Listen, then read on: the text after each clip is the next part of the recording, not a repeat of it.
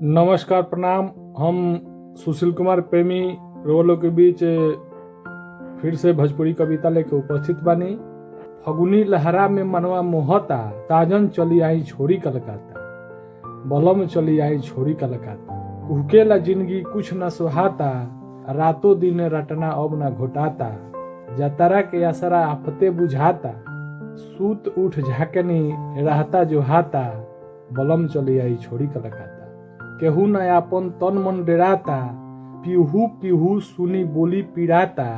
चिंता फिक्र उठे होला जगराता, धनकेला जियरा आता न पाता, बलम चली आई छोड़ी कलकत्ता। ना जाने कहवा बानी न पाता, काहे नसीब ई लिखनी ए दाता। तोर पेनी हरदम माहुरे कुटाता, धरकेला छाती अखिया लोड़ाता, बलम चली आई छोड़ी कलकत्ता। खेती बा परती कुछ न बोआता, जौने कुछ बावे लोग लूट खाता। दाव पेच रोज बाटे धोकाता, काका जोगाई देखल ना जाता, बलम चली आई छोड़ी कलकत्ता।